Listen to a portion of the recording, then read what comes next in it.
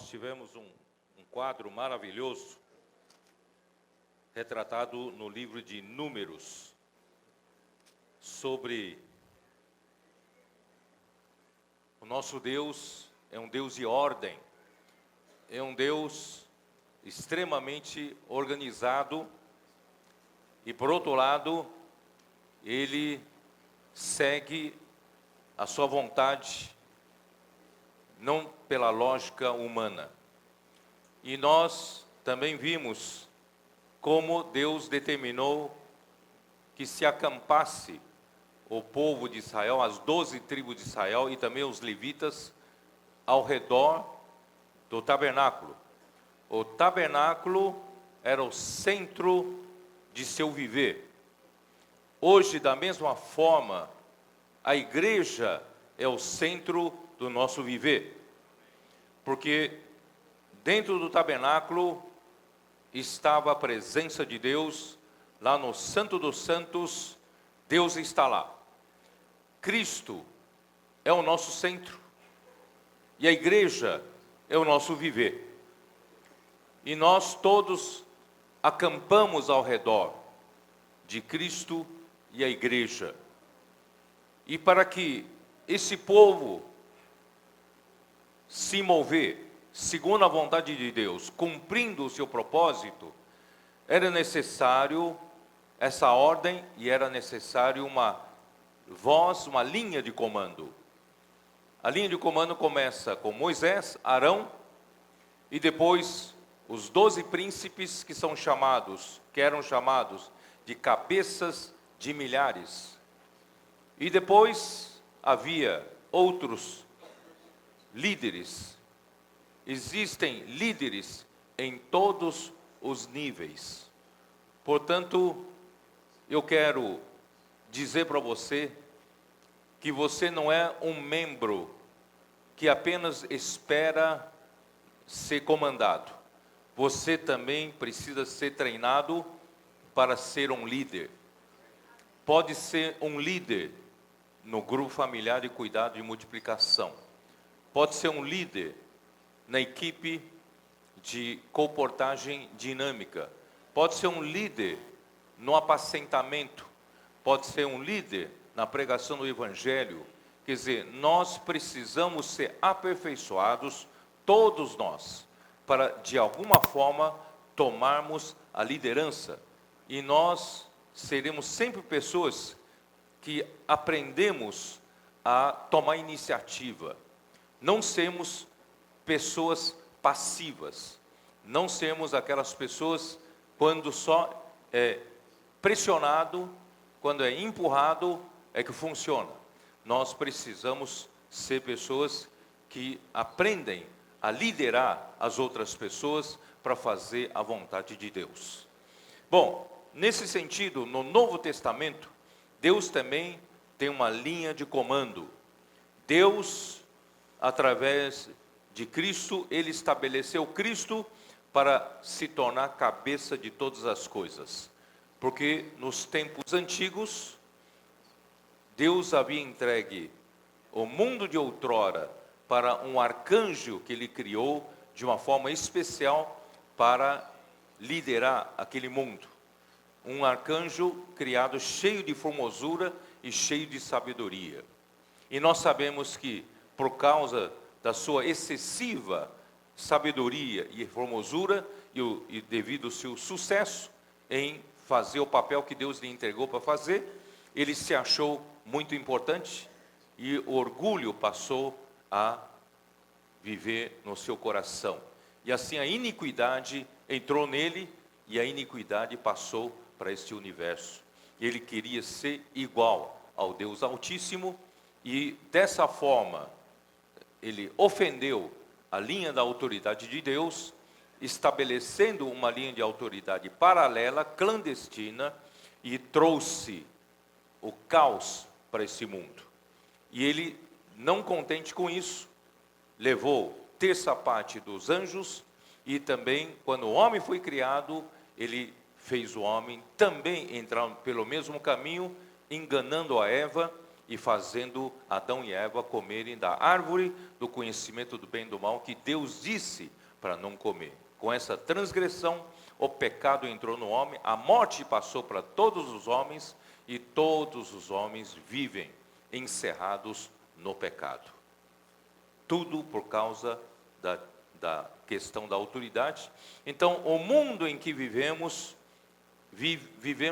nesse mundo de confusão, nesse mundo de caos, por causa da ofensa, né, que esse arcanjo cometeu contra a autoridade de Deus.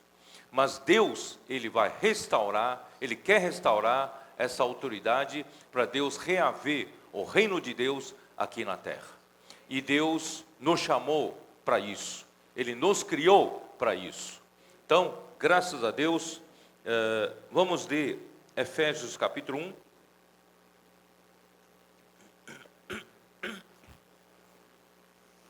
O que Deus planejou para novamente introduzir a ordem nesse universo, colocando, né, Deus, Ele próprio, como autoridade, mas primeiramente Ele elegeu Cristo para ser o cabeça sobre todas as coisas. Então, Efésios capítulo 1, versículo 9. Desvendando-nos o mistério da sua vontade. A sua vontade estava oculta. Ninguém conhecia, ninguém sabia exatamente o que Deus queria durante todo o tempo dos patriarcas, todo o tempo do Antigo Testamento. Mas agora, através dos seus apóstolos, santos apóstolos e profetas, Deus revelou a sua vontade. Deus revelou o seu mistério. Qual é o mistério da sua vontade? Qual é? Que é segundo o seu beneplácito que propuseram em Cristo.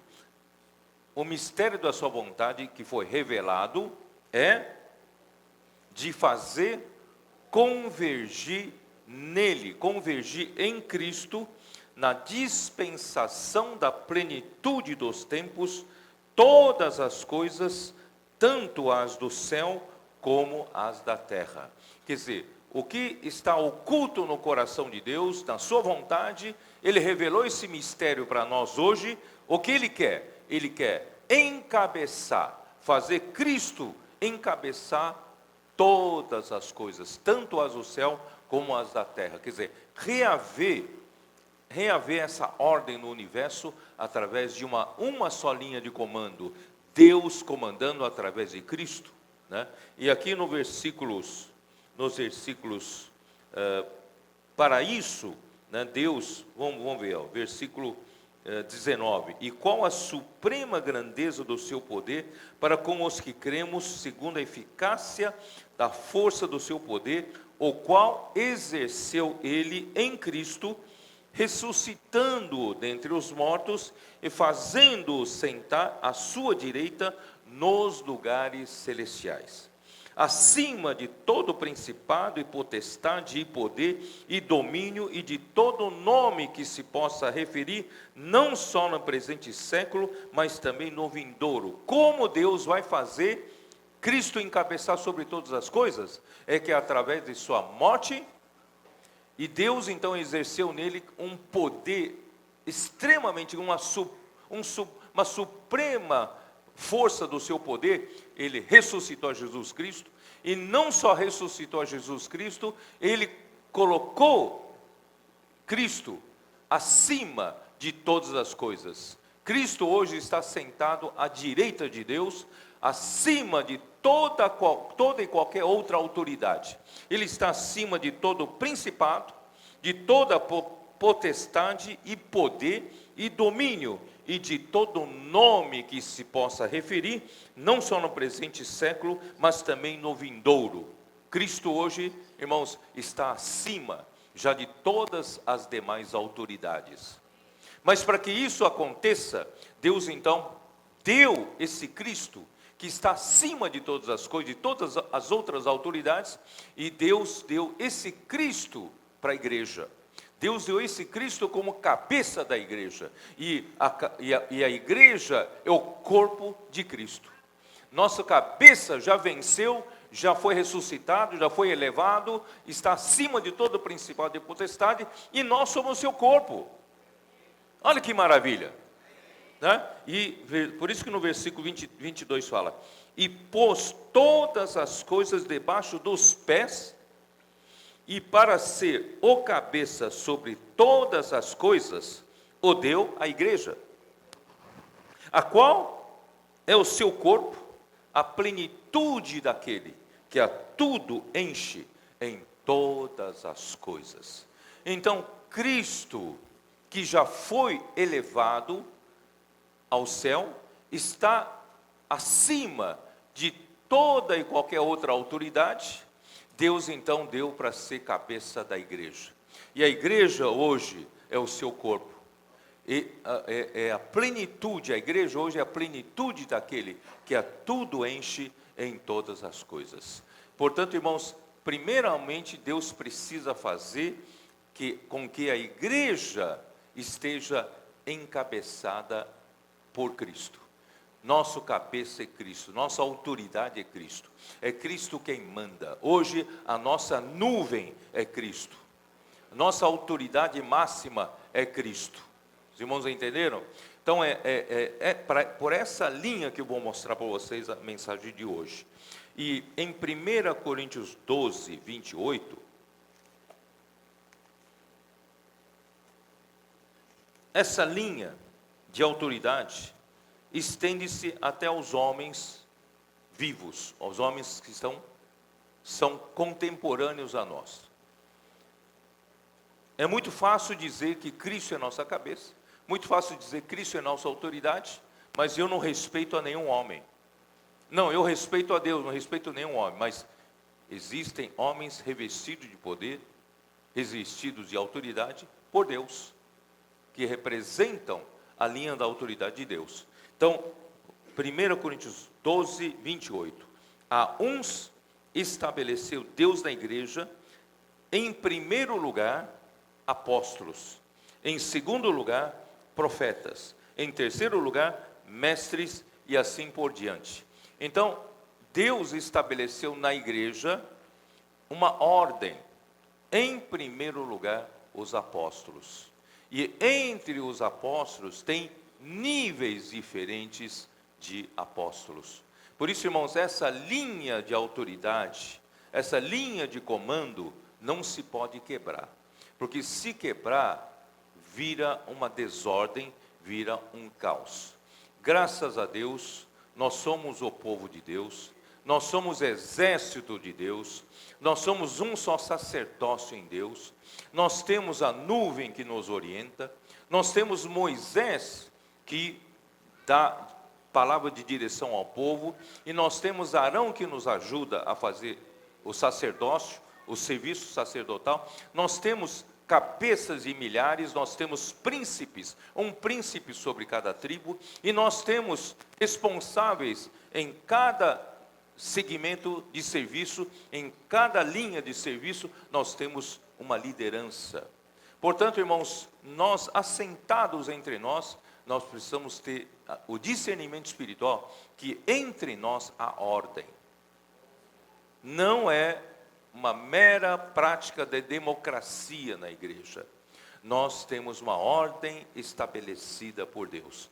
E quando tudo segue nessa ordem que Deus estabeleceu, irmão, nós vamos trazer paz já para a igreja, porque a igreja estará totalmente encabeçada em Cristo e por Cristo. Os irmãos entenderam? Tá. Então, dito isso, eu vou entrar em 1 Coríntios. O livro de 1 Coríntios, aparentemente, trata de diversos problemas da igreja em Corinto. Vários problemas tais como divisão, preferência, em seguida vem o problema de fornicação, e depois vem problema de litígio entre os irmãos se acusam. Quando tem problemas, né, na esfera da justiça, os homens levam para tribunais, né, os tribunais gregos, para acusarem-se um ao outro, E também, em seguida, vem o problema da prostituição, vem o problema das questões sobre o casamento, né? E assim por diante. E própria questão de autoridade, né, entre Deus, Cristo, e homem e mulher, e também sobre o partir do pão, que alguns se embriagavam, bebiam numa reunião do partir do pão, para que, né, se embriagando, e assim por diante, e indo até os problemas de dons, né, passarem a exagerar no uso dos dons, né, como língua, como falar em língua, etc, etc. Quer dizer, havia toda sorte de pequenos problemas, de pequenas questões, né, que apareceram numa igreja onde eles viviam no meio da cultura grega. Mas eu quero dizer para vocês, Paulo, aparentemente, ele foi tratando questão por questão, certo? Foi ajudando os coríntios em cada questão. Mas ele não conseguiu tratar da questão principal do problema, em 1 Coríntios. Sabe qual é o problema principal do problema? A questão principal do problema era a questão do reconhecimento de sua autoridade apostólica. Eu espero que vocês entendam o que eu quero dizer. Ele, no começo, ele colocou em pé de igualdade com Apolo, porque alguns diziam, eu sou de Paulo, outros diziam, eu sou de Apolo, e outros, eu sou de Cefas, e outros mais espirituais, diziam que eu sou de Cristo, não pertenço a homem nenhum. Irmãos, qualquer um desses 4 partidos, pessoas desses 4 partidos são carnais. Paulo diz, vocês são todos carnais. Não pensem que você dizer que é de Cristo, você é espiritual, você continua sendo carnal. Portanto, aí ele diz o quê? Vamos dar uma olhada aqui, né? Capítulo 1, versículo 10. Rogo-vos, irmãos, pelo nome de nosso Senhor Jesus Cristo, que faleis todos a mesma coisa, que não haja entre vós divisões. Antes, sejais inteiramente unidos na mesma disposição mental e no mesmo parecer. A tradução em grego seria mais direta, vou traduzir de uma forma mais direta. Ele diz assim, antes, sejais reparados na unidade. Quer dizer, a unidade foi quebrada, foi destruída por essa divisão. Então, vamos reparar, vamos restaurar essa unidade na mesma disposição mental. Na verdade, na mesma mente e no mesmo parecer, na mesma opinião. Vamos reparar, vamos restaurar a unidade que foi danificada pelas preferências, pela divisão. Vamos reparar e restaurar a nossa unidade, tendo a mesma mente e a mesma opinião. Por quê? Porque para os gregos era comum, era muito natural, cada um ter a sua opinião. E era muito natural para os gregos, cada um expressar a sua opinião. Porque eles tinham hábito em ouvir opiniões o dia todo lá na praça, lá em Ágora. E ali é que as pessoas, os grandes pensadores, né, falavam dos seus pensamentos filosóficos, outros expressavam suas opiniões sobre a administração da cidade, outros expressavam suas opiniões políticas, outros econômicas. Então eles tinham hábito de cada um ter uma mente, cada um ter uma preferência e cada um ter uma opinião. E na diversidade de opiniões é que eles praticavam a democracia e achavam, né, o que era melhor para a cidade, para o país, né, vencendo a maioria. Isso é a democracia. Mas na igreja não há democracia. Na igreja há nuvem. Na igreja há um Deus que manda. Na igreja não é democracia, mas é teocracia. É Deus quem manda. É ou não é? Então, graças a Deus, irmãos, acaba-se toda a confusão entre nós. Você tem uma opinião, eu tenho uma opinião, ele tem uma opinião, ela tem uma opinião. Irmãos, em qual opinião nós vamos ouvir e adotar? Irmãos, a questão é todos nós voltarmos para a mesma mente e para a mesma opinião. E restaurar a nossa unidade. No versículo 11, pois, a vosso respeito, meus irmãos, fui informado pelos da casa de Cloe, de que há contendas entre vós. Refiro-me ao fato de cada um de vós dizer, eu sou de Paulo, e eu sou de Apolo, eu sou de Cefas, e eu de Cristo. Acaso Cristo está dividido? Foi Paulo crucificado em favor de vós? Ou fostes, porventura, batizados em nome de Paulo? Dou graças a Deus, porque a nenhum de vós batizei, exceto Crispo e Gaio, para que ninguém diga que fostes batizados em meu nome.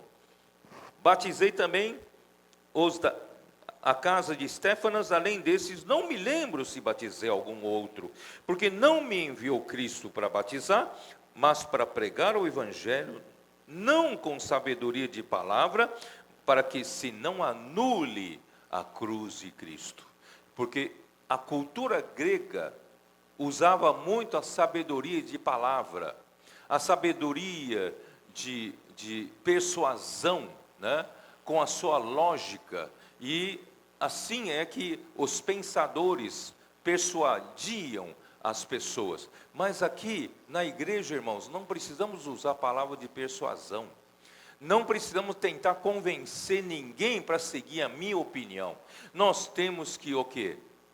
A nossa base é Deus e Cristo e a cruz de Cristo.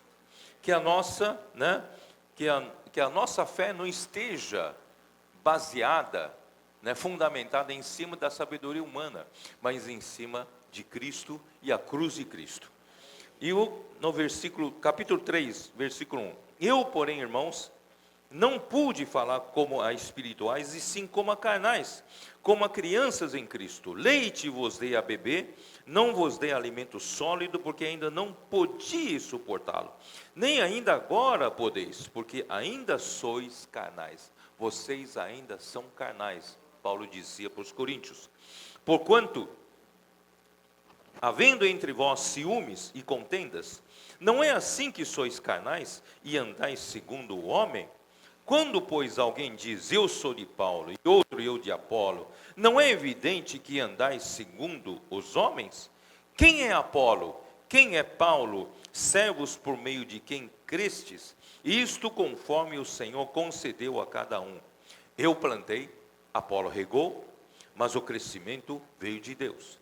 De modo que nem o que planta é alguma coisa, nem o que rega, mas Deus que dá o crescimento.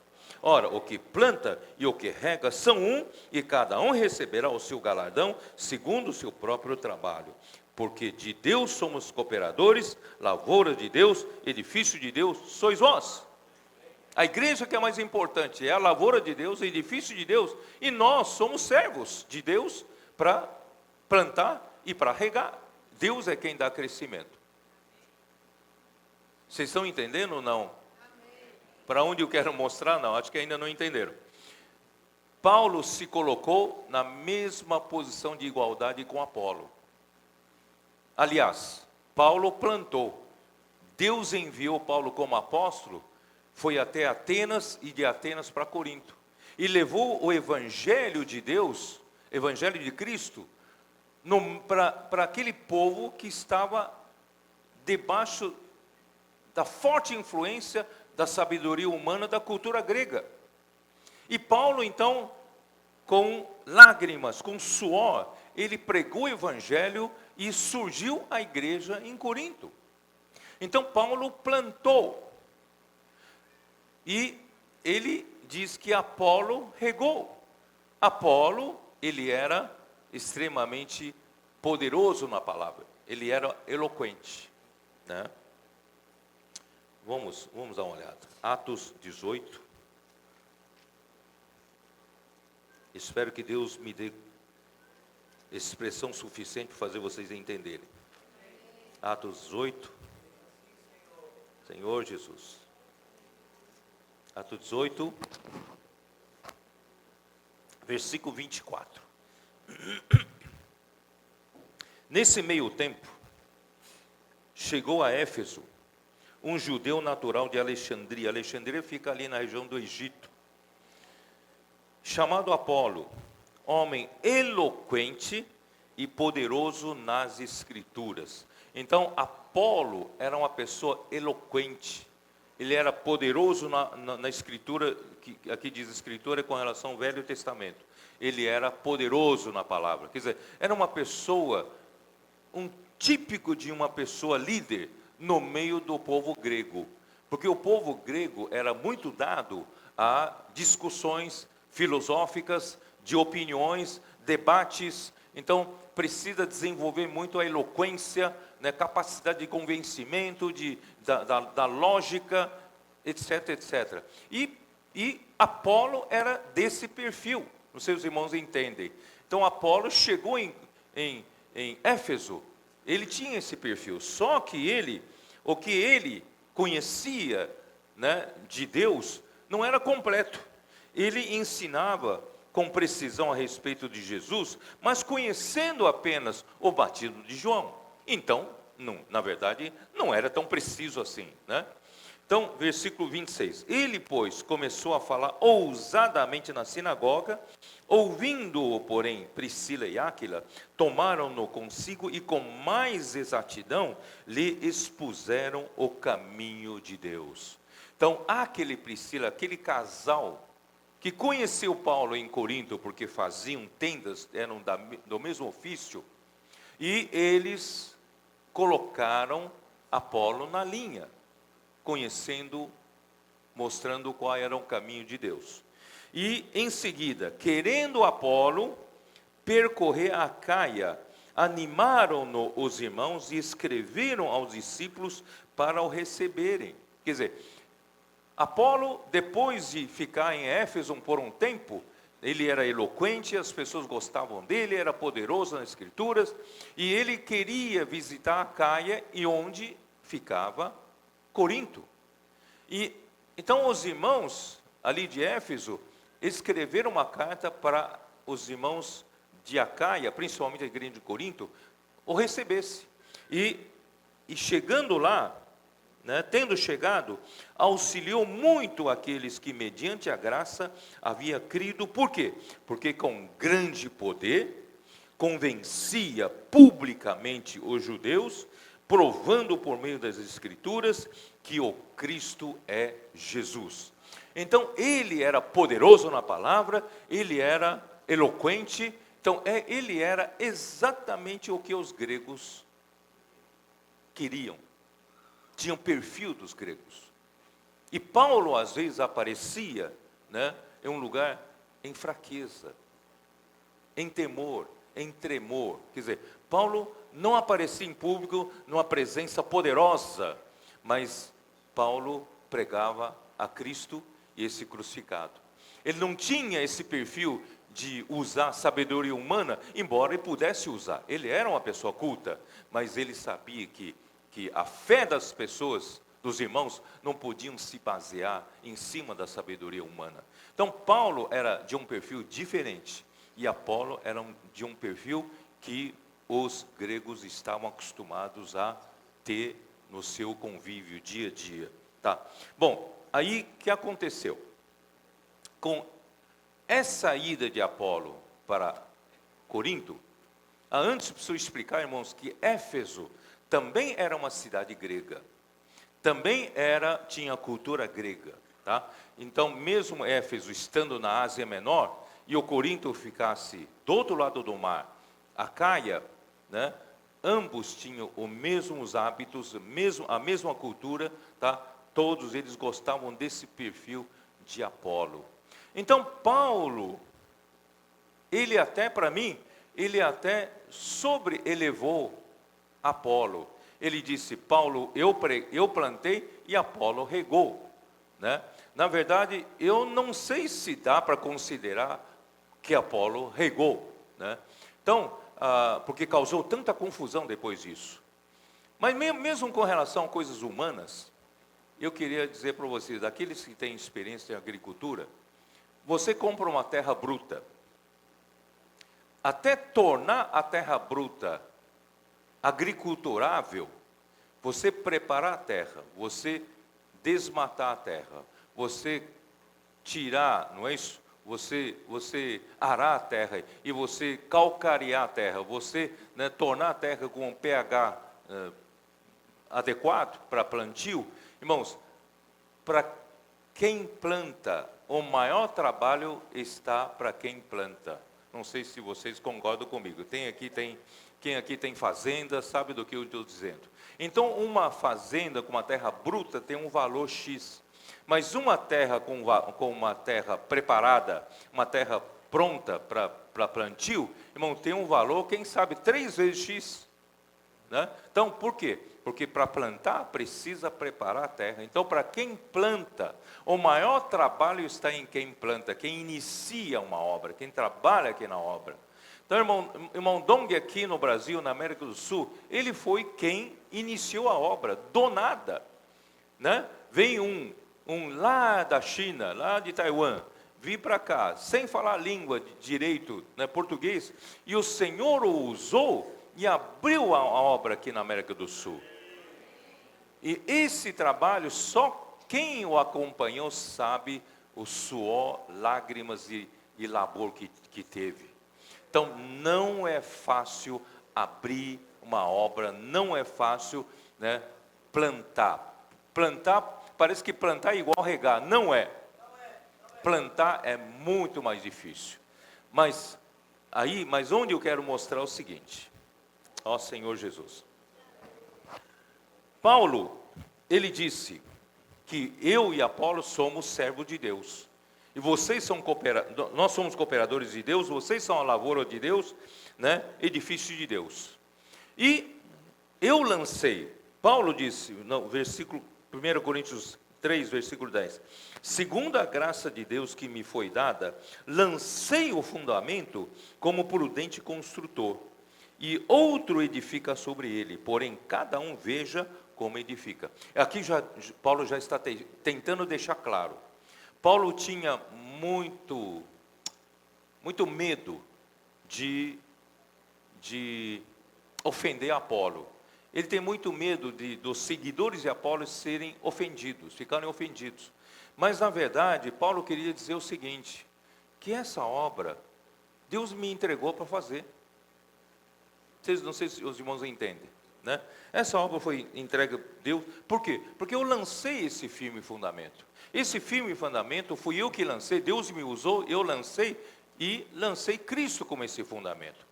Agora, quem vem sobre esse fundamento para edificar, veja como edifica. Não edifique com qualquer coisa. Não edifique com coisas que produzem muito volume. De repente você introduz na igreja coisas que de repente trouxe muito volume para a igreja. Mas não passa de madeira, feno e palha. Quando passa a prova de fogo, queima e não sobra nada. É melhor, irmãos, edificar com ouro, prata, pedras preciosas, que são coisas, quem sabe, volume menor, mas consistente, tem valor. Então, nós precisamos saber como edificar sobre o fundamento, tá? E quem lançou o fundamento, irmãos, tem um comissionamento especial.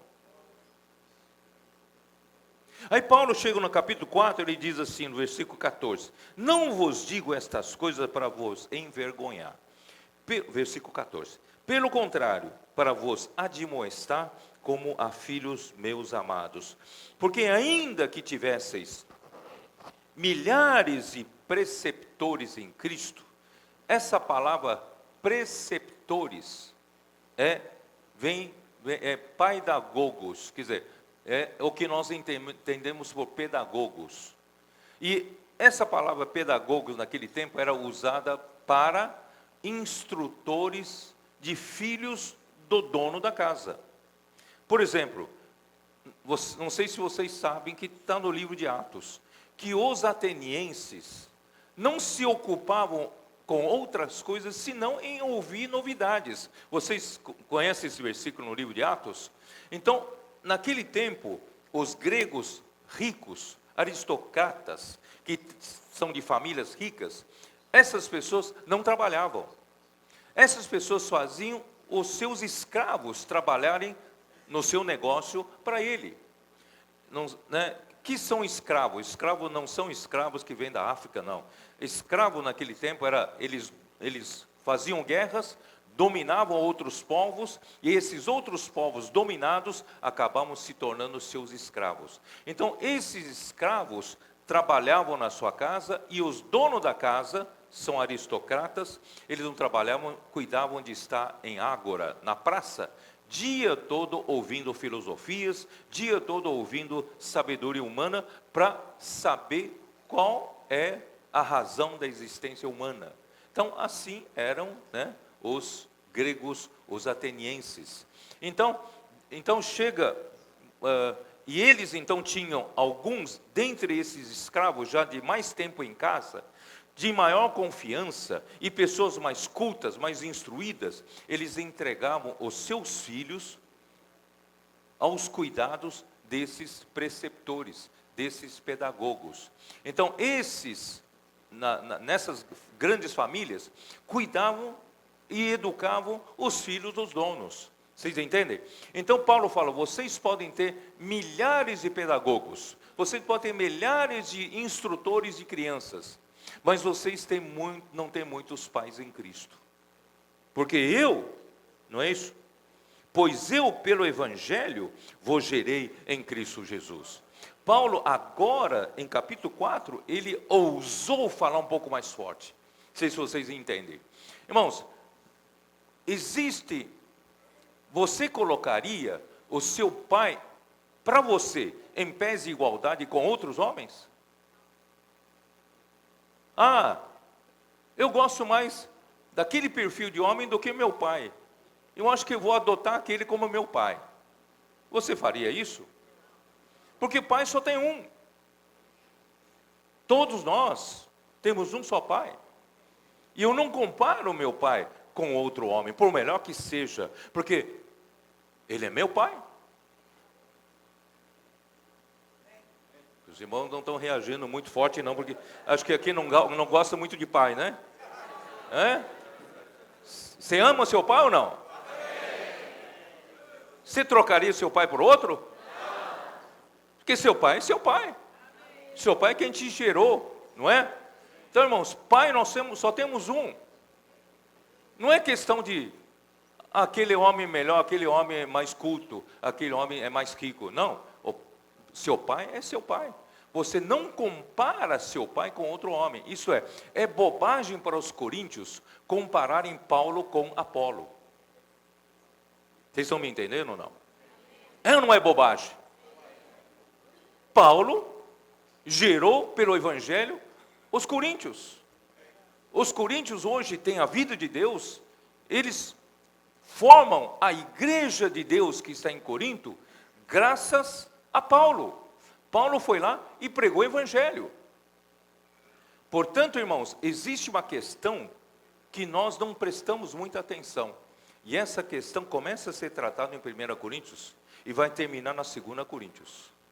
Eu já estou preparando o terreno para 2 Coríntios. Né? Então, essa questão não foi resolvida toda em 1 Coríntios. Por causa do melindre que Paulo ainda tinha com relação a Apolo. Não queria ofender Apolo. Porque Apolo ainda estava perto dele. 1 Coríntios 16, não é isso? Dá uma olhada. 1 Coríntios 16, versículo 12, diz assim: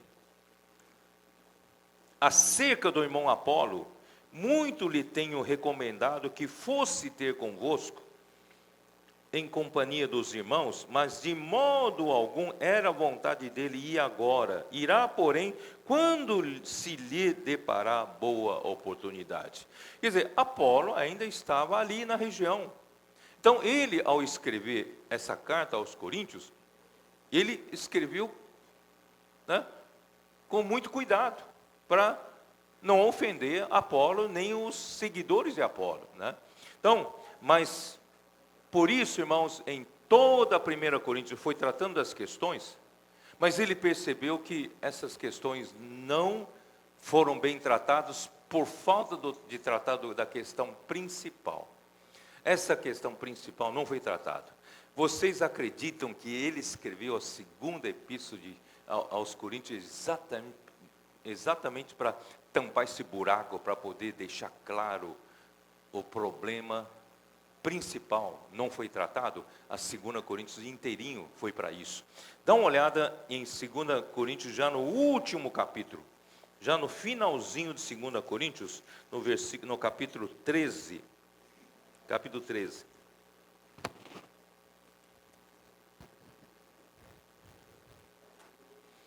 Esta é a terceira vez que vou ter convosco. Por boca de 2 ou 3 testemunhas, toda questão será decidida.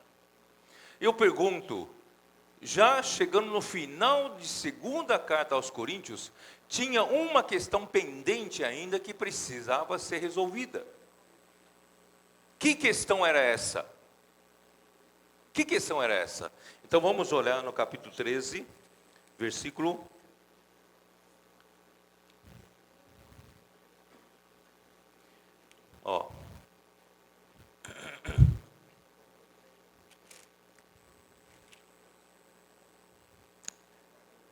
versículo 7 diz assim: estamos orando a Deus para que não façais mal algum, não para que simplesmente pareçamos aprovados, mas para que façais o bem, embora sejamos tidos como reprovados. Porque nada podemos contra a verdade, senão em favor da própria verdade. Porque nos regozijamos quando nós estamos fracos e vós fortes. Isto é o que pedimos o vosso aperfeiçoamento. Portanto, escrevo estas coisas estando ausente, para que estando presente não venha usar de rigor, segundo a autoridade que o Senhor me conferiu para edificação e não para destruir. Qual era esse assunto pendente? Qual era essa questão não tratada em todas as 2 epístolas? Ele não pôs um ponto final. Qual é o ponto final, irmãos? É a autoridade apostólica que Paulo tinha sobre os coríntios. Vocês estão conseguindo entender o contexto de tudo isso? Então agora com isso, eu vou começar a mostrar o seguinte. Deus, quando Ele inicia a sua obra, Ele inicia comissionando. O próprio Deus comissiona. A igreja surgiu em Jerusalém no dia do Pentecostes. Vocês se lembram de Atos? No livro de Atos, capítulo 2? Quando o Espírito Santo, não é? Desceu ali, e ali surgiram, né, línguas, e os homens, os 120 galileus que estavam em Jerusalém, oraram, e ali, né, surgiu a igreja em Jerusalém. E eles pregavam o evangelho somente para os judeus. E ali a igreja, né, foi se espalhando em toda a Judéia, Samaria, né, e o evangelho ficou entre os judeus. Mas Deus, ele fez um trabalho. Ele usou alguns gregos que não sabiam que não era para pregar o evangelho para os gregos. Eles pregaram o evangelho para alguns gregos em Antioquia. E lá em Antioquia, alguns que não eram judeus foram salvos. E a igreja surgiu de uma forma saudável em Antioquia, não na esfera dos judeus. E a igreja em Jerusalém soube disso e enviou Barnabé para dar uma olhada. Barnabé chegou ali, testificou que o Espírito havia feito aquela obra e começou a igreja em Antioquia, não foi? Né? Eu, sim, em curtas palavras, eu estou tentando descrever para não gastar muito tempo. E Paulo e Barnabé era um homem bom, ele era um homem aperfeiçoador de jovens. Ele se lembrou de Paulo que ficou em Tarso. ele voltou para buscar Tarso na Cilícia e trouxe Paulo de Tarso para Antioquia. E ali, servindo um ano com eles na igreja de Antioquia, surgiu o quê? Em Atos capítulo 13. Vamos dar uma olhada? Atos capítulo 13.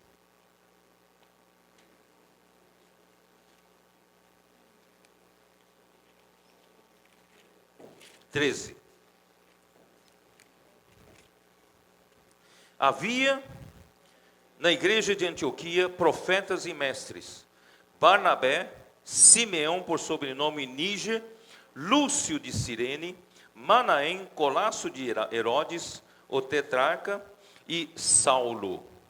Presta bem atenção no versículo 2. E servindo eles ao Senhor e jejuando, disse o Espírito Santo. Eu não sei como disse o Espírito Santo, mas na Bíblia registra que disse o Espírito Santo. A nuvem falou. A nuvem deu uma ordem, né? Separai-me agora, Barnabé e Saulo, para a obra que eu os tenho chamado.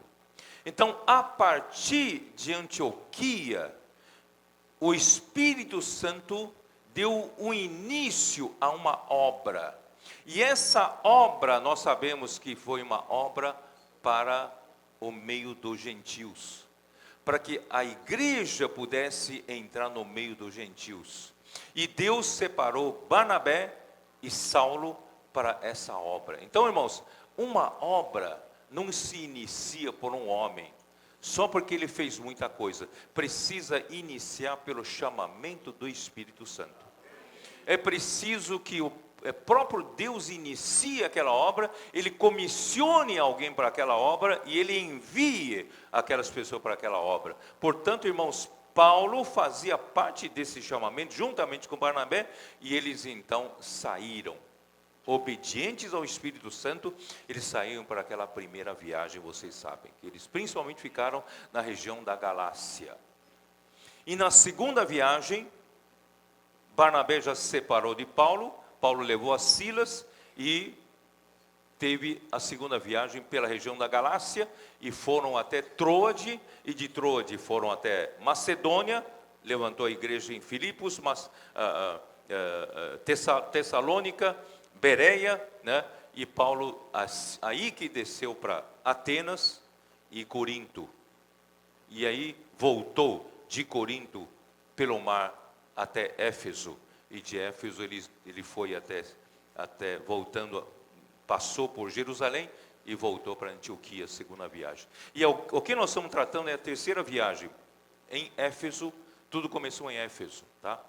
Bom, o que eu estou querendo mostrar para vocês, que a obra de um homem é Deus quem inicia.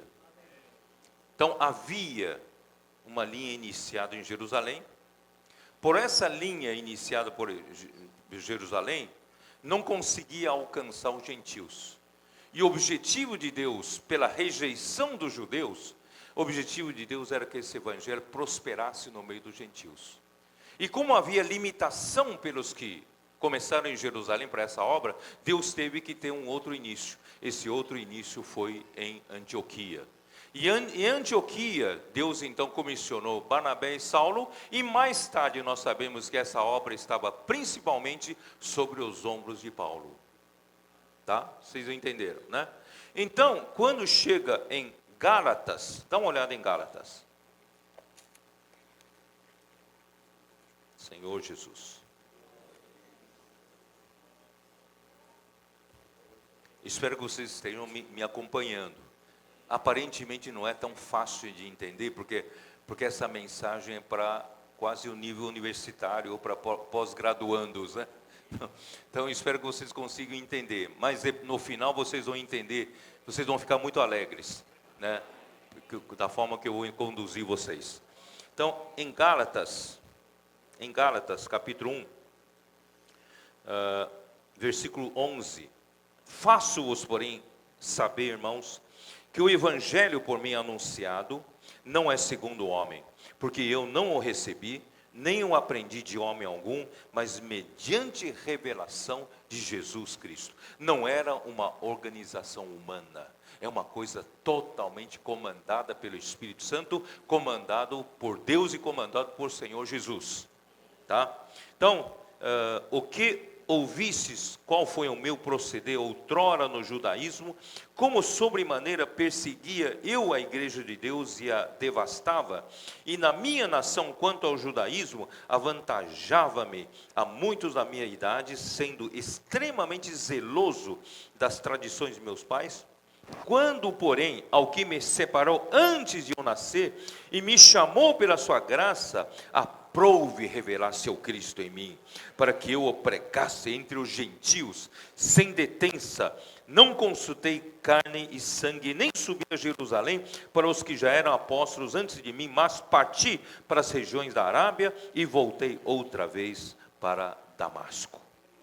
E no capítulo 2, versículo 6 diz assim: quanto àqueles que pareciam ser de maior influência, quais tenham sido outrora, não me interessa. Deus não aceita a aparência do homem. Esses, digo, que me pareciam ser alguma coisa, nada me acrescentaram.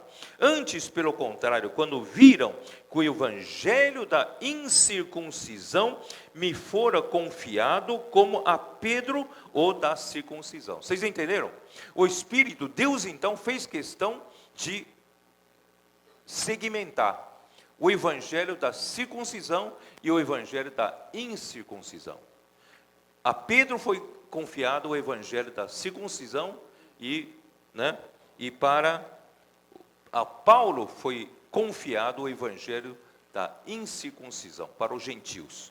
Versículo 8: pois aquele que operou eficazmente em Pedro para o apostolado da circuncisão, também operou eficazmente em mim para com os gentios. Aqui ele só não repetiu a palavra apostolado. Então, Deus realmente enviou Paulo para pregar o evangelho para os gentios, levantar igrejas no mundo gentílico. E quando conheceram a graça que me foi dada, Tiago, Cefas e João, que eram reputados colunas, me estenderam a mim e a Barnabé a destra de comunhão, a fim de que nós fôssemos para os gentios e eles para a circuncisão. Vocês entendem bem esse início da obra? Deus então fez isso e deram destra da comunhão. Só que Paulo tinha a liberdade de trabalhar no meio dos gentios diante da liderança do Espírito. Paulo fez o trabalho. Bom, por isso, irmãos, onde eu quero chegar? Eu quero mostrar para vocês, então, por onde o Espírito mandou Paulo ir, no mundo gentílico, irmãos, era o limite da esfera de ação que Deus deu Paulo para trabalhar.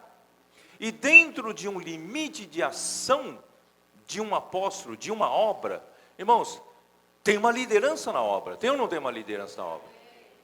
Se imagina só se tivesse dois pais falando a mesma coisa numa casa. Irmão, não, tem só um pai. Então, quando Deus colocar um Apolo para ajudar na igreja, na região onde Paulo era da esfera da ação de Paulo, Apolo tinha de buscar comunhão com aquele a quem foi comissionado para aquela obra. Os irmãos entendem ou não? Então, aí não haveria confusão nenhuma. Por quê? Porque aquela obra já foi confiada a Paulo.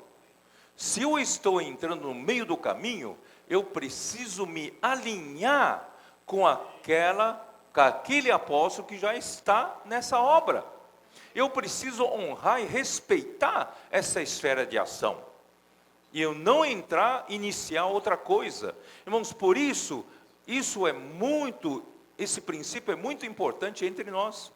Para amanhã, de repente, entra no nosso meio alguém extremamente eloquente.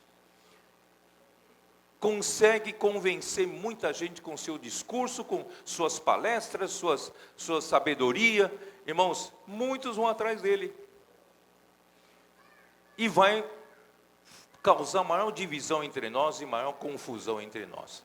Por isso o Senhor está nos vacinando já hoje. Nós não estamos para a sabedoria humana, nós estamos para a liderança de Deus.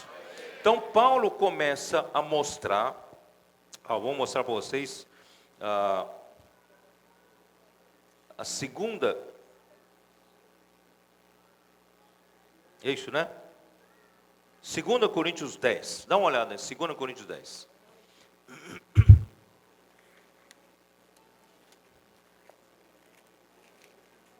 Segunda Coríntios 10, versículo 13.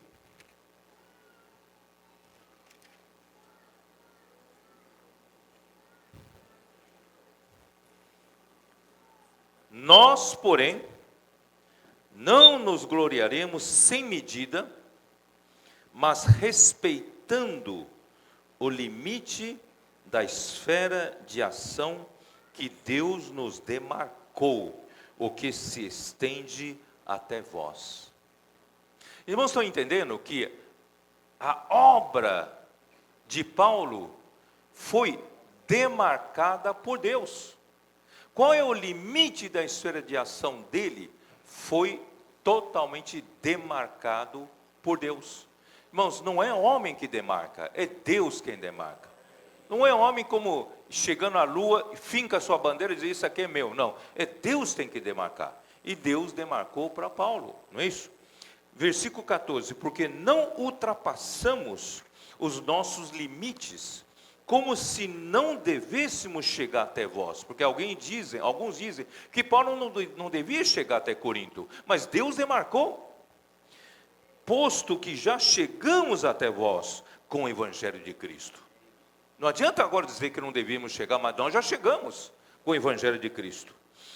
Não nos gloriamos fora de medida nos trabalhos alheios, e tendo esperança de que, crescendo a vossa fé, seremos sobremaneira engrandecidos entre vós, dentro da vossa esfera de ação. Nós não nos gloriamos sobre o trabalho alheio, não é isso? Então, versículo 16, a fim de anunciar o Evangelho para além das nossas fronteiras, sem com isso nos gloriarmos das coisas já realizadas em campo alheio. Se Paulo passava por Jerusalém, ele respeitava a liderança da obra em Jerusalém. Ele não edifica sobre o campo alheio as suas coisas, ele respeita quem já está lá trabalhando. Os irmãos entendem? Então, aquele, porém, que se gloria, glorie-se no Senhor. Porque não é aprovado quem a si mesmo se louva, e sim aquele a quem o Senhor louva. É o Senhor quem define, é o Senhor quem demarca, é o Senhor quem manda. É a nuvem quem manda, tá? Romanos capítulo 15, vamos dar uma olhada em Romanos capítulo 15.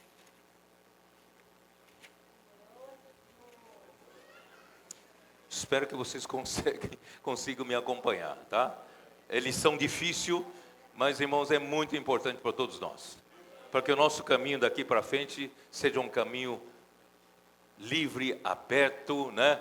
E abençoado por Deus, né? Saber andar dentro dos princípios de Deus. No Romanos 15, 18.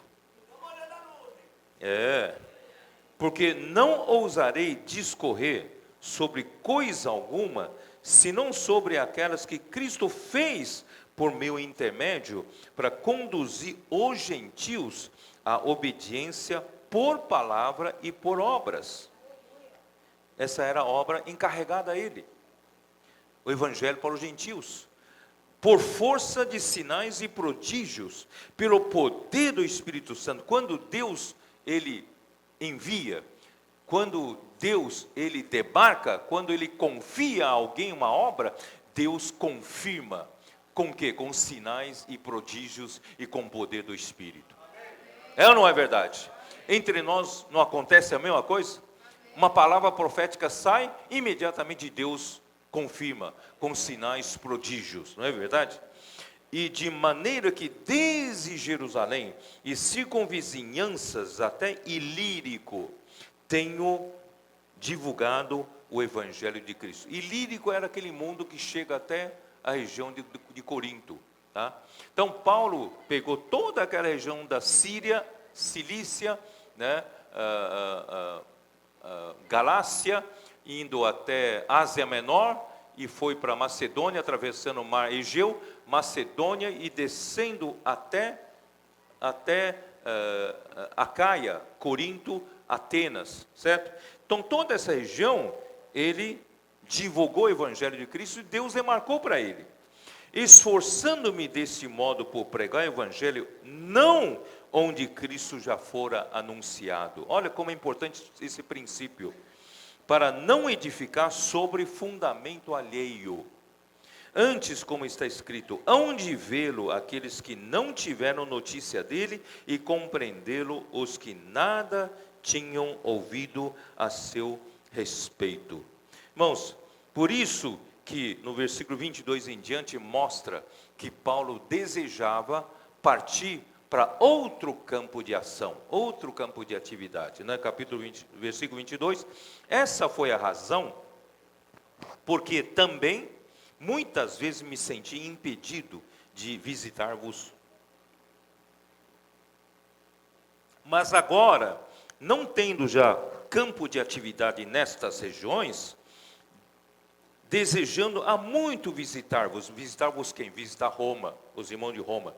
Penso em fazê-lo quando em viagem para a Espanha, pois espero que de passagem estarei convosco, e para lá seja por vós encaminhado, depois de haver primeiro desfrutado um pouco a vossa companhia. Mas agora estou de partida para Jerusalém a serviço dos santos, porque aprouve a Macedônia e a Acaia levantar uma coleta em benefício dos pobres dentre os santos que vivem em Jerusalém. Isto lhes pareceu bem, e mesmo lhes são devedores, porque se os gentios têm sido participantes dos valores espirituais dos judeus, devem também servi-los com bens materiais. Tendo, pois, concluído isto, e havendo-lhes consignado este fruto, passando por vós, irei à Espanha. E bem sei que ao visitar-vos irei na plenitude da bênção de Cristo. Quer dizer, então Paulo, já achando que a região que ele estava trabalhando já esgotou o seu trabalho, ele queria abrir novo campo de trabalho a partir da Espanha, passando por Roma. Veja como Paulo era alguém que não fica na zona de conforto. Nós também precisamos, irmãos, ser como ele, partir sempre em conquistar novos territórios, né? Nós temos esse espírito de guerreiro dentro de nós. Bom, onde eu quero chegar a mostrar para vocês? Ó Senhor Jesus. Paulo, ó, Senhor Jesus. Eu já passei aqui, ó. Vou mostrar para vocês através de Atos, a terceira viagem de Paulo, através de Atos dos Apóstolos, capítulo 18. Nós lemos agora há pouco Atos 18 sobre Apolo, não é isso? Agora vou mostrar para vocês Atos 19, o coração de Paulo. Dá uma olhada. Aconteceu, tá? Estando Apolo em Corinto, Paulo, tendo passado pelas regiões mais altas, chegou a Éfeso e achando ali alguns discípulos. Vou pular isso aí. Aí Paulo, né, ficou em Éfeso, capítulo 19, versículo 8. Durante 3 meses, Paulo frequentou a sinagoga, onde falava ousadamente, dissertando e persuadindo com respeito ao reino de Deus. Então Paulo, ele foi para Éfeso e começou a discutir, como ele fazia sempre nas sinagogas, com as pessoas, com os judeus e com gentios piedosos. Visto que alguns deles se mostravam impedernidos e descrentes, falando mal do caminho diante da multidão, Paulo, apartando-se deles, separou os discípulos, passando a discorrer diariamente na escola de Tirano. O Senhor levantou uma situação, ele não conseguia mais trabalhar na sinagoga, então ele resolveu tirar os discípulos, né? E devem ter alugado um espaço na escola de Tirano para usar todos os dias. E a escola de Tirano, irmãos, se tornou um CEAP.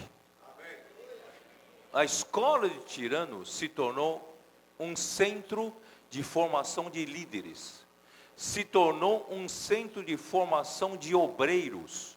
Um centro de formação de cooperadores.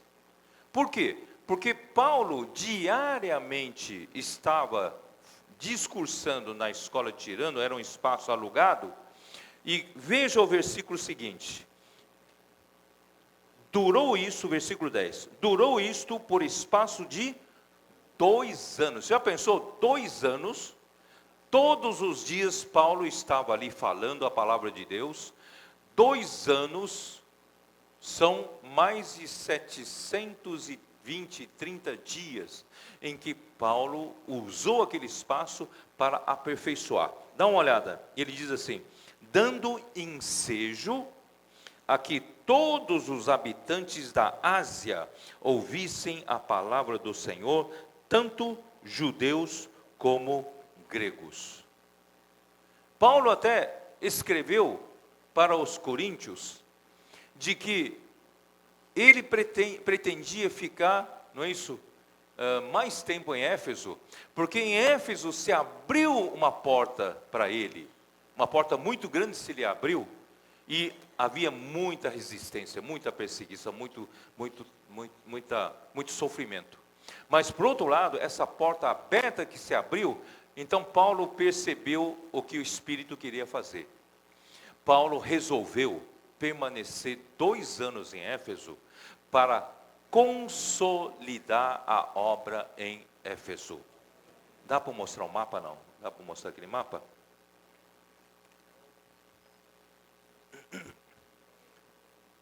Paulo pretendia fazer de Éfeso, que era a maior cidade na Ásia Menor, para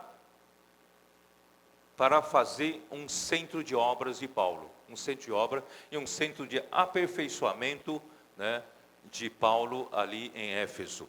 Éfeso era uma das maiores cidades da época, e ali tinha um porto muito famoso, onde se fazia comércio entre o Oriente e o Ocidente.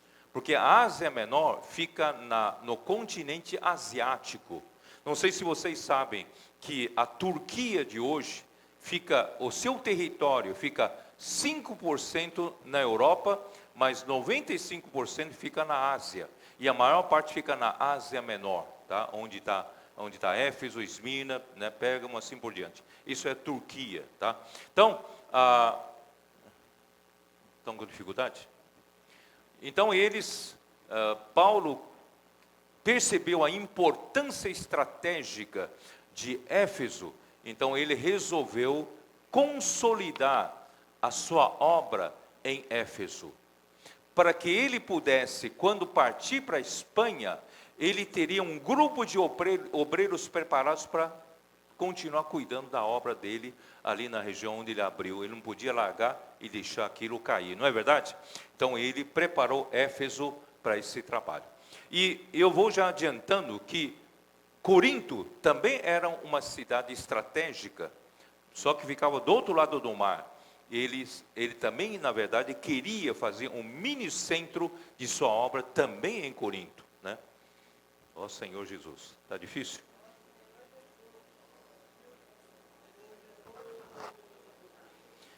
E aqui diz, no final das contas, a gente sabe que Paulo permaneceu 3 anos ao todo em Éfeso, tá? Ele queria realmente montar um centro de obras para isso. Como eu consigo provar que Paulo estava montando realmente um SEAP? Ó, dá uma olhada aqui. Mostra aquele outro mapa. Outro, isso. Ó, Paulo, ele saiu de Antioquia na 3ª viagem, passou para regiões mais altas, chegou em Éfeso. E aqui, ele permaneceu por 3 anos. 3 meses na sinagoga e 2 anos treinando e aperfeiçoando líderes, tá? E depois é que ele partiu para Acaia, para Macedônia e para Corinto, tá?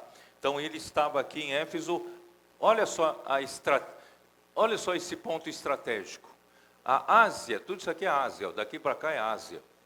Então os produtos, a mercadoria que vinha da Ásia eram embarcados em Éfeso para, através de Éfeso, né, suprir ou para Corinto, de Corinto ia para a Península Itálica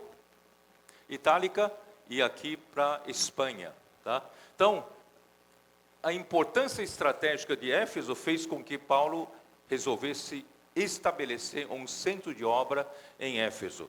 Mas você vai dizer, Pedro, você está viajando demais. Como é que você vai dizer que realmente ele montou um centro de obra? Tá bom, então vou provar para vocês. Em Colossenses, vocês conheceram um cooperador. Que cooperador era aquele? Vamos dar uma olhada em Colossenses. Colossenses. Onde esse cooperador foi preparado? Ele foi preparado na escola Tirano. Ele foi preparado nesse centro de aperfeiçoamento para líderes, para cooperadores, para obreiros. Então, em Colossenses capítulo 1, versículo 7. Segundo fostes instruídos por Epáfras, nosso amado conservo, e quanto a vós outros, fiel ministro de Cristo, o qual também nos relatou o vosso amor no Espírito. Então, Paulo, ele ganhou pelo menos uma pessoa, a gente pode provar. Epáfras era o cooperador de Paulo, que levantou a igreja em Colossos. Tudo indica que Paulo não foi para Colossos pregar evangelho. Quem foi para Colossos pregar evangelho, levantou a igreja, foi Epáfras. E quando chega no final da epístola aos Colossenses, dá uma olhada no final. No final, no versículo 12 do capítulo 4. Colossenses 4, 12. Saúda-vos, Epáfras, que é dentre vós, servo de Cristo Jesus, o qual se esforça sobremaneira continuamente por vós nas orações para que vos conserveis perfeitos e plenamente convictos em toda a vontade de Deus, e dele dou testemunho de que muito se preocupa por vós, pelos de Laodiceia e pelos de Hierápolis. Ele não só levantou a igreja em Colossos, levantou a igreja em Laodiceia, levantou a igreja em Hierápolis, que ficava aqui, ó, né? Éfeso, Esmirna, Pérgamo, né? Ele foi por aqui, e a Laodiceia ficava por aqui. E Laodiceia tinha uma cidade, Hierápolis, que ficava numa região turística, onde tinha águas termais. E ali os romanos construíram várias casas de banho, porque ali havia água quente, tá? E era uma cidade famosa, Hierápolis. E nós temos em Apocalipse a carta que foi escrita para Laodiceia, que fala, que o Senhor fala assim, que não é quente nem frio, és morno, estou a ponto de vomitar-te da minha boca. Por que é morno? Porque de Hierápolis vinha água quente, água termal quente. E eles canalizaram essa água quente para chegar até Laodiceia. Mas por causa da distância, a água chegava em Laodiceia morna. Vocês estão entendendo? Então aquela palavra quando fala vocês são mornos, é porque a água quente chega em Laodiceia, chega morna. Então, Colossos, Laodiceia e Herápolis são 3 igrejas levantadas por Epáfras. Não é maravilhoso? Paulo, ele fez dali um centro de obras. Ele queria consolidar a obra aqui na Ásia Menor, né?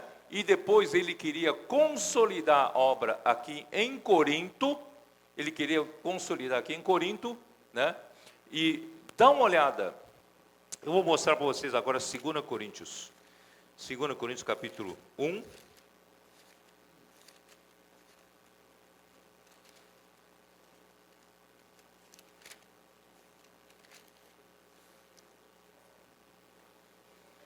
Capítulo 1, versículo 15. Irmãos, essa aqui é uma luz nova, tá? A luz nova. Versículo 15. 2 Coríntios 1, 15.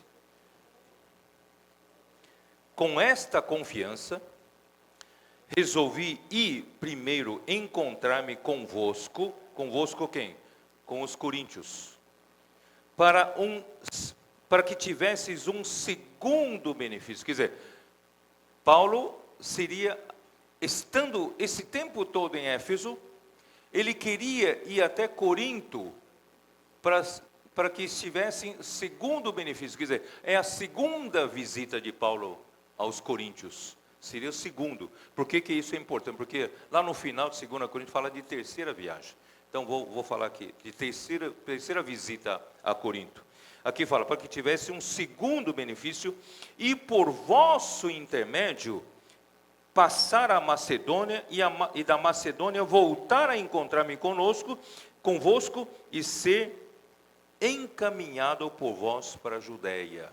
Tá? Então, ele me dá agora outro mapa, o anterior, aquele que está aqui.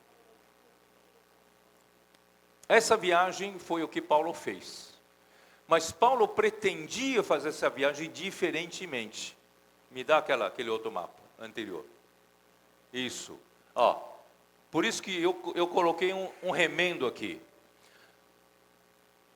Paulo queria, de Éfeso, navegar para Corinto direto. Lê esse versículo, não fala assim? Fala ou não fala?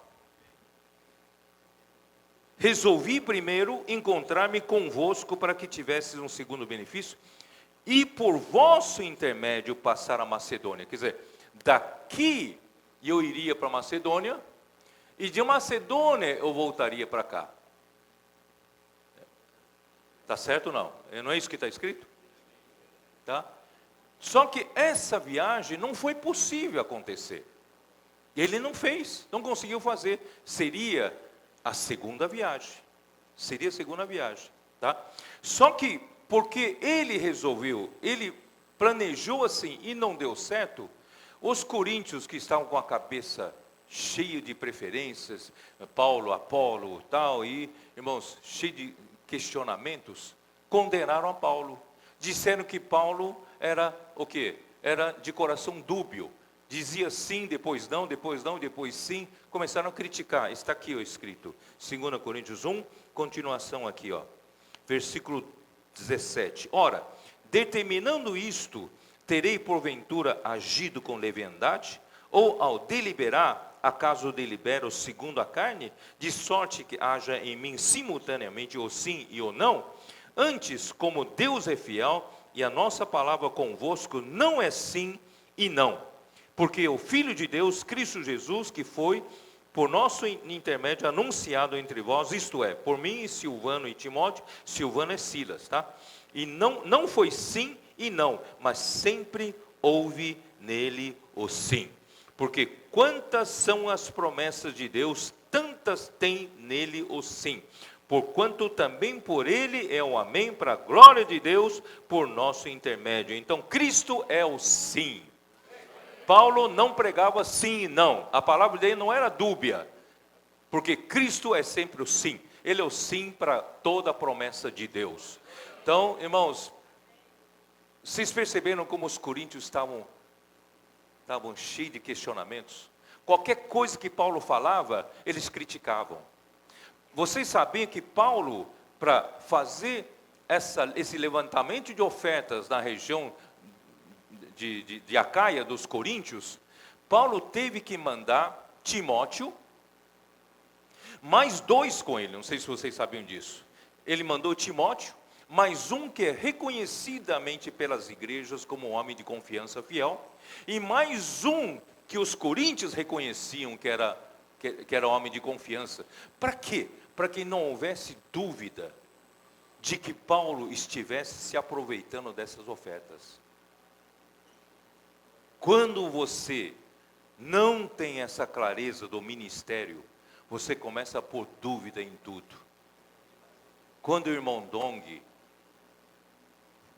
dirigido pelo Espírito, deu a visão do Bucafé, você sabe que logo em seguida soltaram boatos de que o irmão Dong estava falando em Bucafé, porque Pedro tinha plantação de café.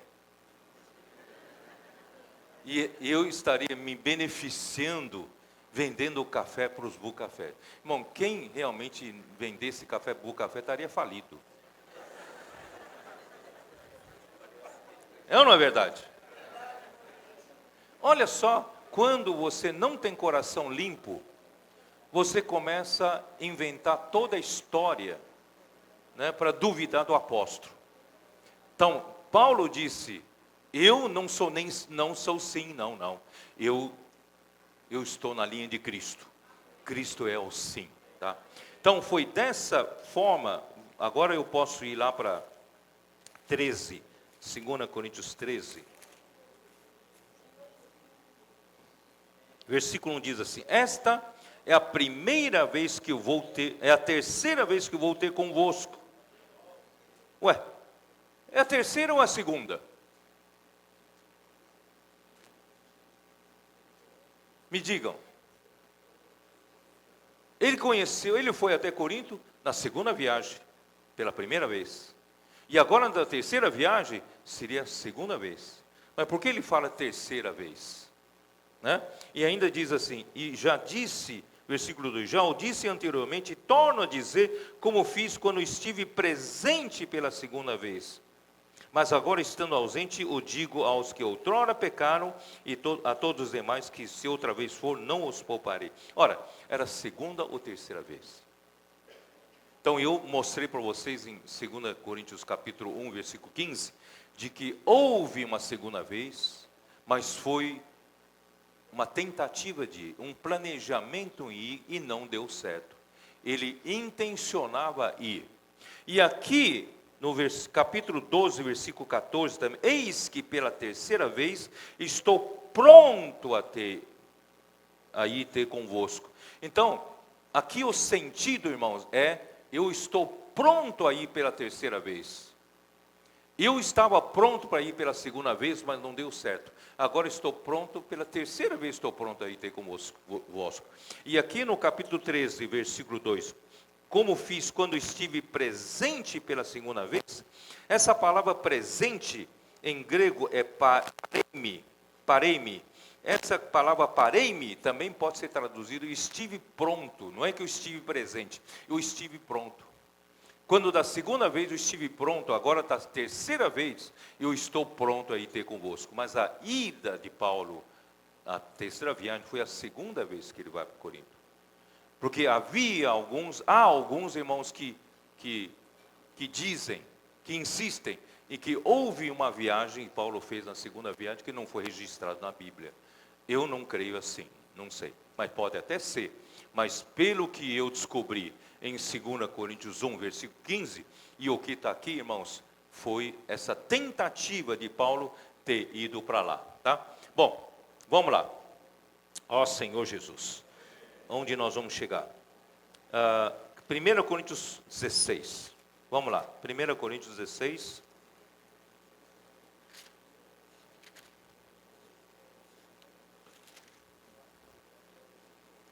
Versículo 5.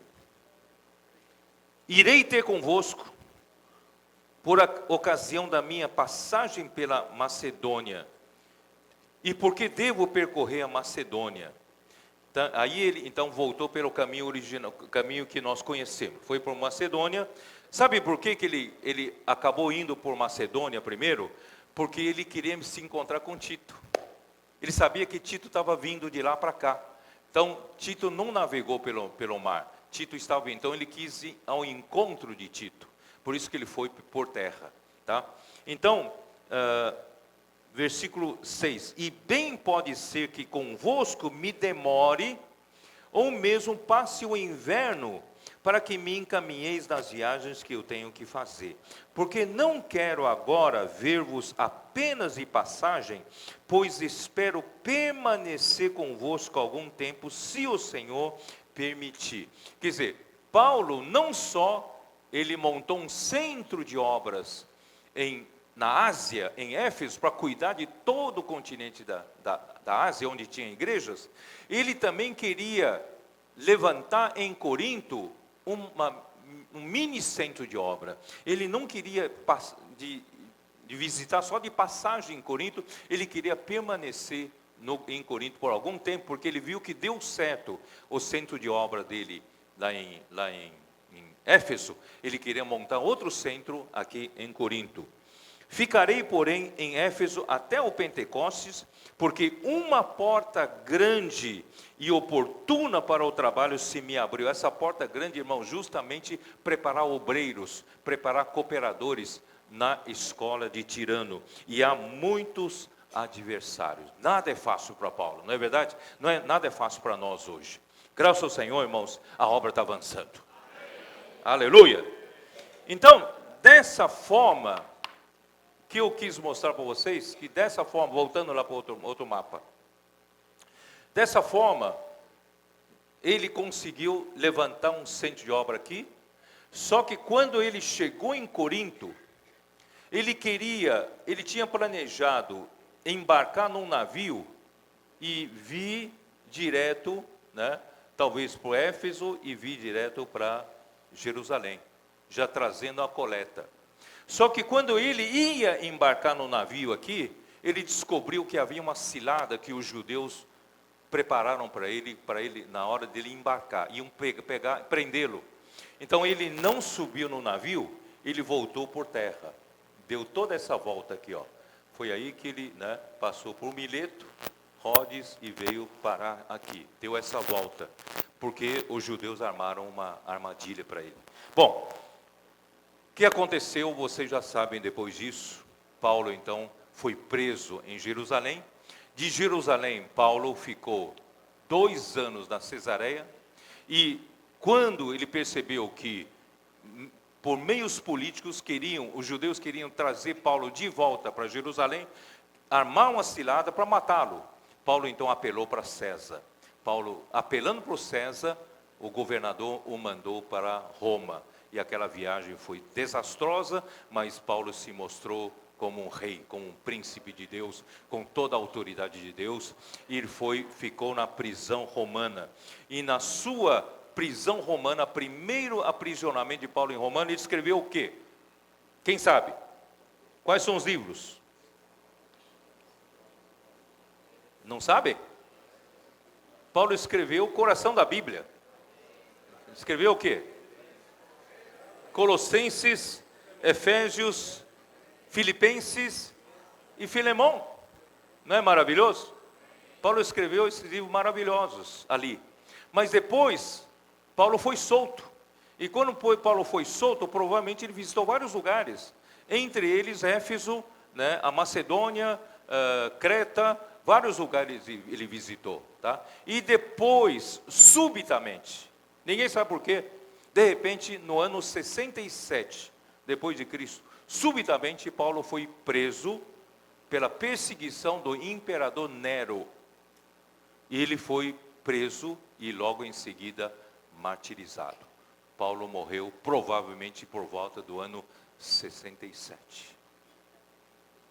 Então, a linha que começou a Antioquia, alcançando os gentios, levantando tantas igrejas gentios com o martírio de Paulo, acabou?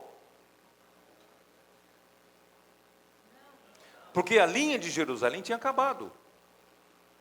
Porque tinha acabado, não. Teria acabado no ano 70.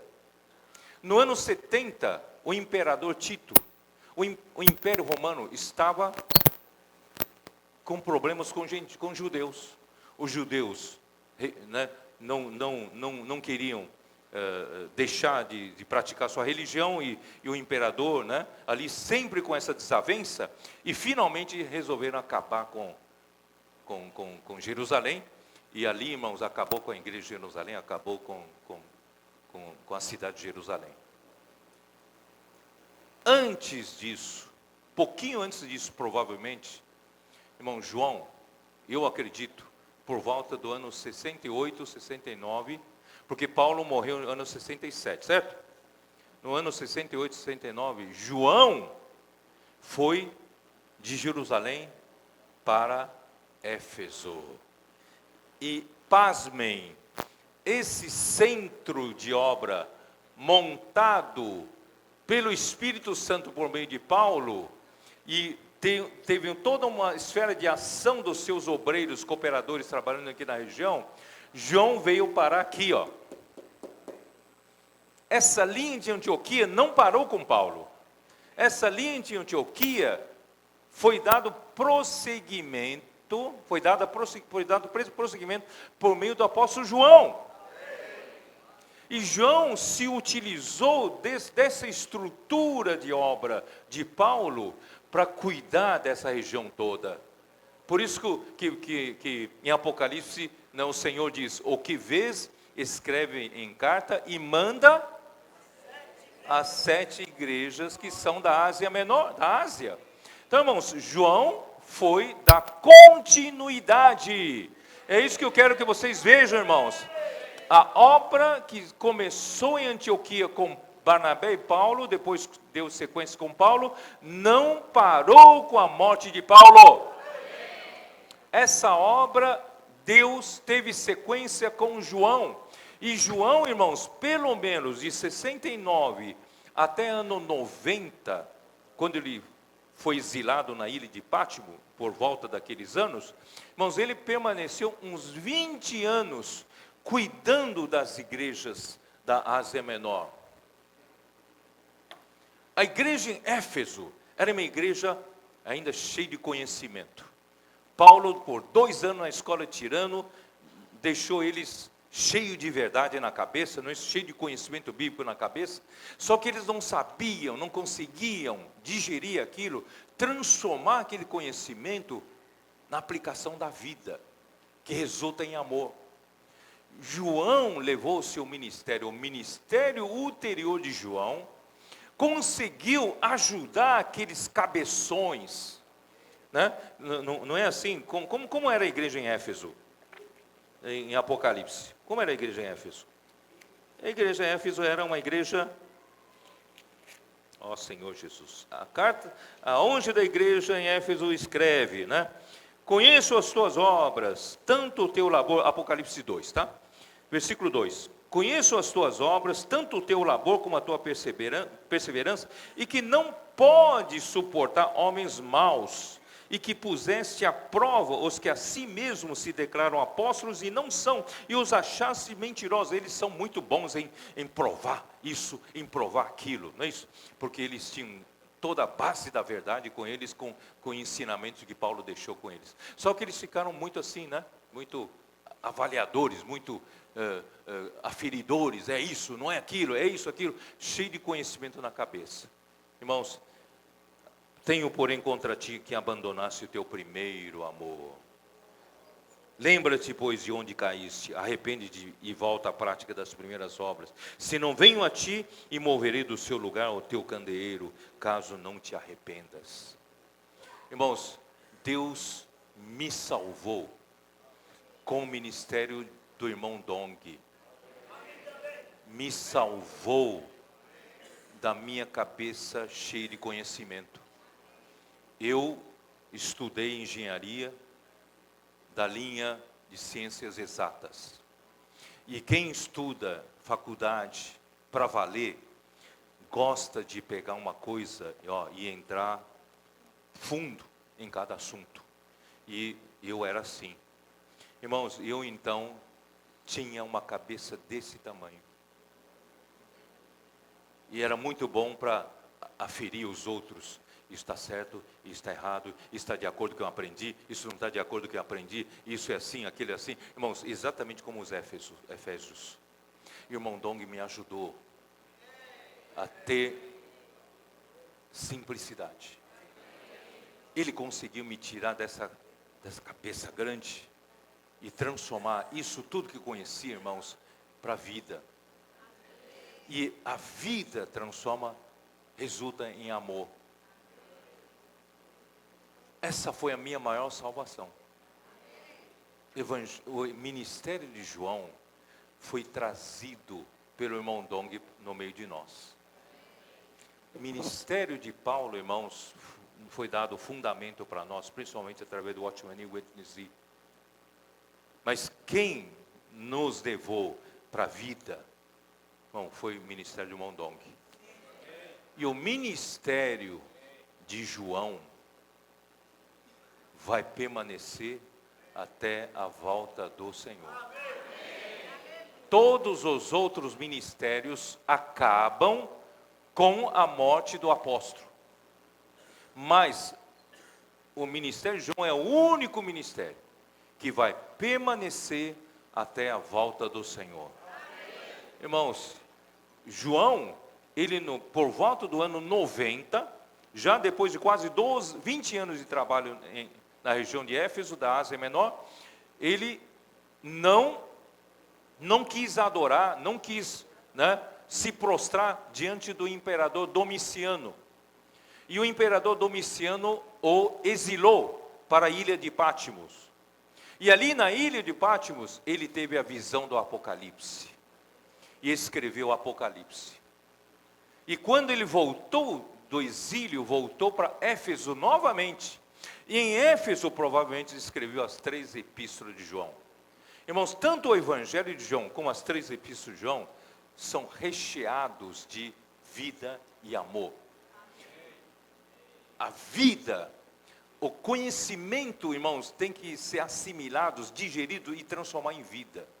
E a vida, irmãos, resulta em amor. Novo mandamento vos dou, que vos ameis uns aos outros. Irmãos, o amor é que vai resultar no trabalho da vida. E nós estamos no ministério que Paulo foi encarregado desde Antioquia, é o ministério para os gentios. Mas não morreu com Paulo quando ele foi martirizado em 67. Esse ministério foi continuado por João quando foi para Éfeso. E João levou esse ministério, levou os Efésios para a vida. Então, o sentido da palavra Éfeso é desejável. Aquela igreja questionadora, cheia de conhecimento da cabeça, no tempo de Paulo, foi ajudado por João, hoje se tornou uma igreja desejável. E essa igreja desejável vai trazer o Senhor de volta. Vai introduzir o reino de Deus de volta.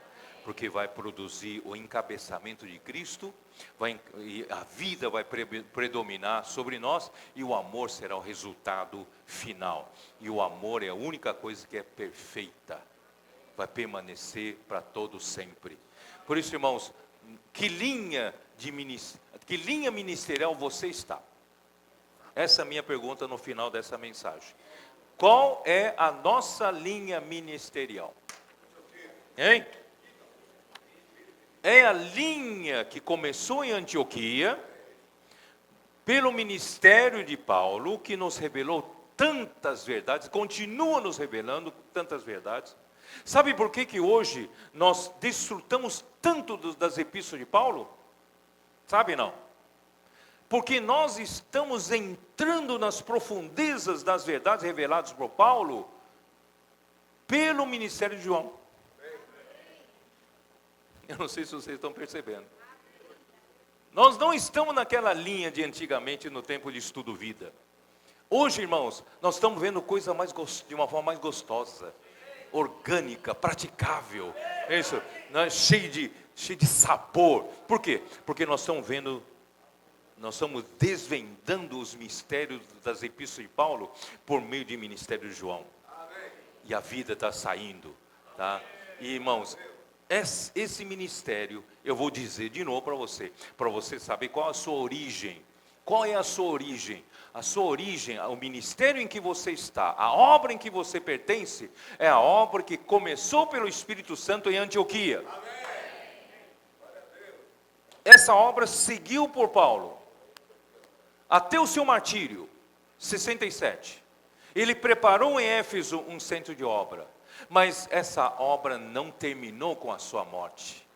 João foi enviado para o mesmo Éfeso, a mesma cidade de Éfeso, e ali deu continuidade ao seu ministério ulterior de João, que é o ministério do Espírito e da vida. E no fim, irmãos, esse ministério trouxe a revelação, trouxe Apocalipse, trouxe as 3 epístolas de João, e, irmãos, vai ser um ministério que vai trazer o Senhor de volta. Você não está numa obra qualquer. Você está nessa obra que o Espírito iniciou em Antioquia. E nós continuamos nessa obra. Nós estamos no período do ministério de João. Continuamos a explorar de tantas revelações que Paulo nos deu, mas pelo ministério de João. As portas, não somente as portas estão se abrindo, as janelas estão se abrindo. Dali a pouco, irmãos, você não vê mais nem porta nem janela. Você vai ver o céu todo aberto para nós. Está ou não está gostoso hoje? Viver a vida da igreja. Ver essas verdades saltando para nós de uma forma praticável. Uma coisa que dá para aplicar no nosso dia a dia, né? Que o Senhor nos abençoe. Você precisa saber claramente o seu DNA. Você precisa saber a sua identidade. Eu não tive tempo ainda de falar de mais coisas sobre isso. É o caminho da cruz, né? Caminho de invocar o nome do Senhor, caminho de negar a vida da alma. Tudo isso faz parte do nosso DNA, porque tudo isso está dentro do ministério de João. Que Deus nos abençoe a todos.